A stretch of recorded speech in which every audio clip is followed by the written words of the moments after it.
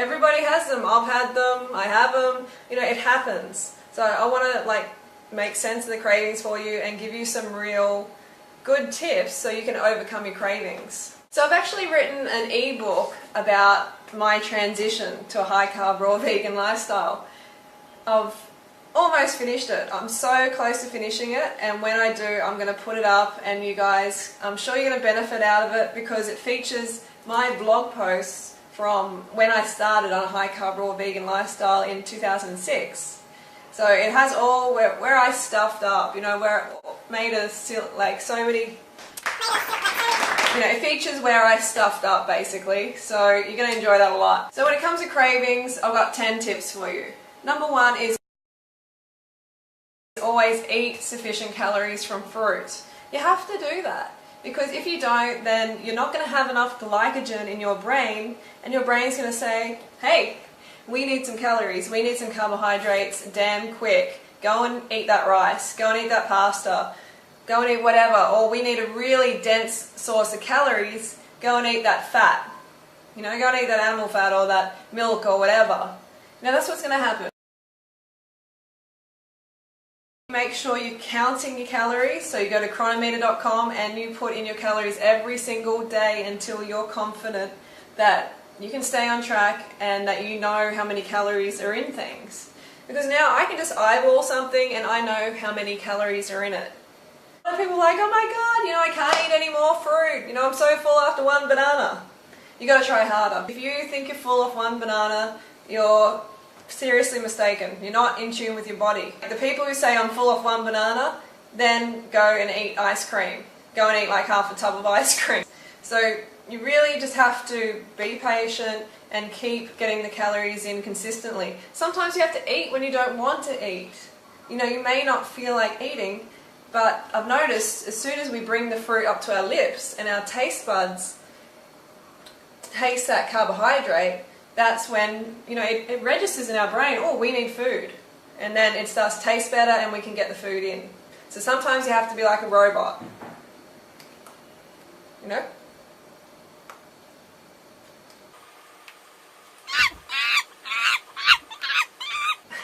Okay, so you might have to do some bicep curls, some banana peel bicep curls.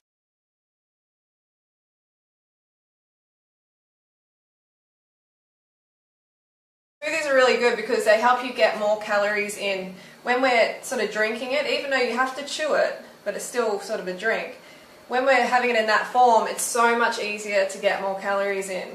Okay, so really concentrate on smoothies early on in your journey and forevermore. You know, like I have a lot of smoothies. Most of the time, 2 of my meals out of a day are smoothies. If you don't know why you're feeling a certain way, you know, why you're having a craving, then how are you going to know how to fix it? You're not going to know. So you need to educate yourself. Carbohydrates are brain fuel. Okay, if you're not getting enough glucose to your brain, then you're going to be craving things. You know, people try and complicate it all the time. They try and say, oh, you know, like it's not that, it's not, I don't need calories, it's because I was abused as a child, or I'm just having an emotional day, or whatever. It's not that, okay? You need calories.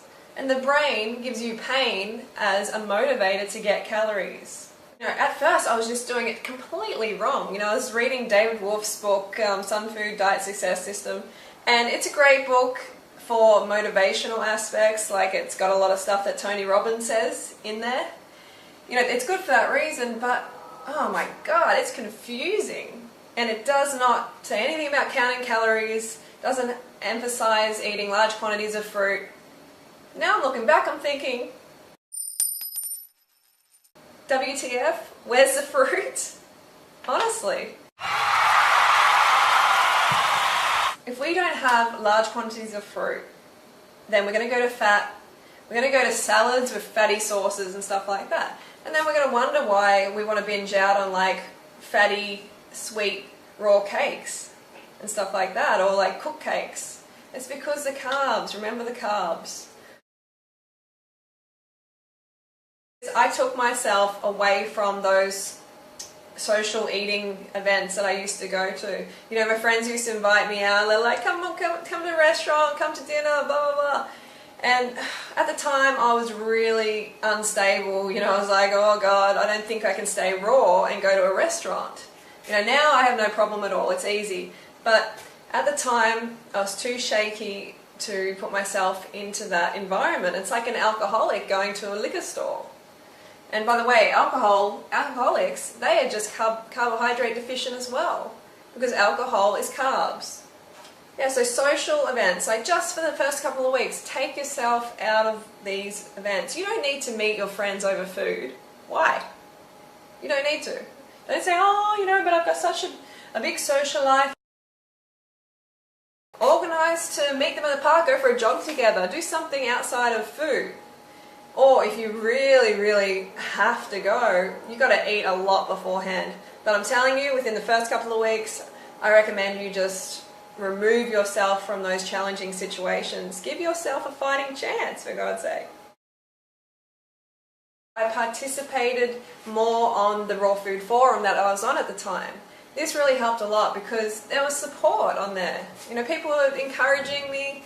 You know, I was held accountable for what I was doing, and it helped immensely. So I recommend you go on 30bananasaday.com and be a part of the community, because community equals support. Honestly, it's the best support community for high carb raw vegan, for raw vegan, like on the planet, on the web.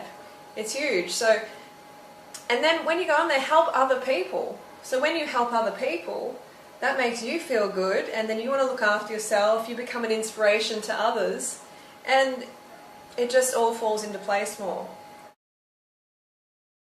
Okay, big one is making a pain and pleasure list, and carrying that pain and pleasure list around with you everywhere. Alright, you know, just stick it in your back pocket, put it in your wallet, stick it on the wall, stick it on your fridge, wherever. You need to have that pain and pleasure list somewhere handy for when you get challenged. So number one is you need to eat enough fruit, obviously, and that's what's going to be most important, but the pain and pleasure list is going to back that up. It's going to keep you on track. You know, rip that list out and look at those reasons. Remember the reasons you came to this lifestyle and constantly remind yourself, or else you're going to be off the wagon pretty quickly. It's going to be even harder too if you haven't eaten enough. You bring out that list. The list might mean nothing to you then. You may have enough pain. Like I had a lot of pain myself. You know, when I came to this lifestyle, I was really, you know, suffering from, you know, borderline chronic fatigue syndrome, acne. I was, you know, at least 20 kilos overweight as far as I'm concerned. And I had systemic candida. So I had a big, big list and big, big pain. Alright, so write your list. Write down why you came to this lifestyle. You know, what pain will you experience if you go back? Okay, and what pleasure are you going to experience if you stay on this lifestyle? Consider becoming an authority in the raw vegan movement. Okay, so this has really helped a lot for me. Is, you know, people look to me for inspiration. So if you're thinking, oh, you know, I wouldn't mind sort of like a career in this industry or something, like do it. We need more people. Right? And that's going to help you keep on track because you're going to become inspiration to others and they're going to hold you accountable.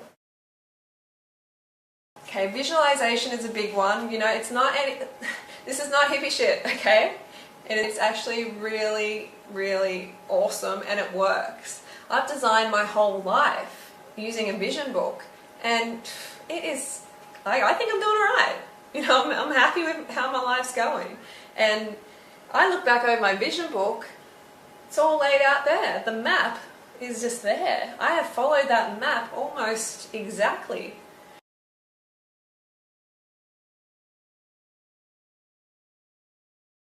Go to fruit festivals and be around people who are doing the same thing as you're doing. I know when I went to the fruit festival this year, it was amazing. Like even though I was already on the lifestyle, just being around like 100 other people, more than 100 other people doing the same thing and being carved up, it was so good.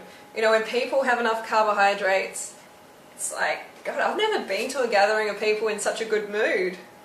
So that is a big thing. Go to festivals, like surround yourself with people doing the same thing so you feel supported in real life, not just online. And throw raw food picnics, invite people over, start to meet people, get out of your comfort zone.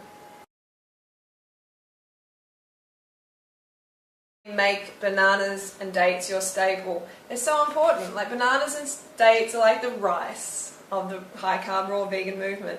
And if you think you're allergic to bananas or dates, I don't know, because people eat a whole lot of other foods like, meat and dairy for instance, and then they have a banana and they have some sort of reaction and they're like, oh, it must be the banana. But come on, does that make sense really? You're putting in something that is not meant to be in your colon and in your stomach, and then you're putting something like a banana that is meant to be in there, and then you're blaming the banana. I don't think so.